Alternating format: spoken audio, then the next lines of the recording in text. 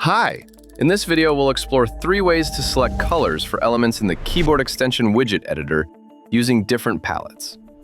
Before you begin, pair the keyboard extension app for Windows with the keyboard extension mobile app. Unauthorized users cannot create or modify widgets, so make sure you're logged in. We'll look at the available palettes using Firefox as an example. Keyboard extension already includes a widget for this browser, so it will open up when you launch the app. But we'll create a new one.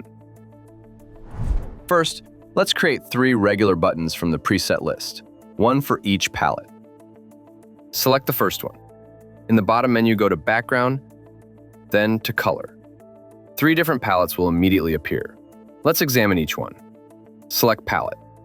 Here you'll find a list of standard colors. This is convenient for quick editing. I'll choose orange. Now let's select the second button. Note that the bottom menu remains in the same tool. This allows you to quickly configure the same setting for all widget elements. Let's go to Brand. Here you'll find the colors used in the app icon for which you're creating the widget. This is useful when you want to match brand colors between the widget and the app. I'll choose purple. For the third button, we'll use the Custom palette. This is the most flexible of the 3 tools. The color is specified in the RGB color space and can be edited in various ways. In the central panel, use the slider on the left to select a color, and then adjust its hue. In the bottom panel, you can edit each RGB parameter separately, using the slider or by manually entering a value between 0 and 255. And if you know the exact code for the color you need, just enter it at the top. You can also copy the code for this color, and it will be copied to your computer's clipboard.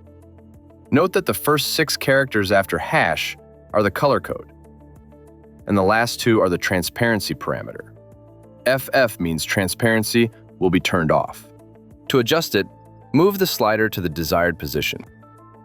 I'll set it to 50. To demonstrate transparency more clearly, let's change the widget's background color. Tap on an empty area to deselect the button. Go to Background, then to Color. As you can see, the same palettes are available here. Let's choose blue from the standard list. Now it's clear that our red button is semi-transparent. Now you know how to use flexible color settings when creating your own widgets. Check out the other lessons as well. In them, I'll cover the rest of the useful features of keyboard extension.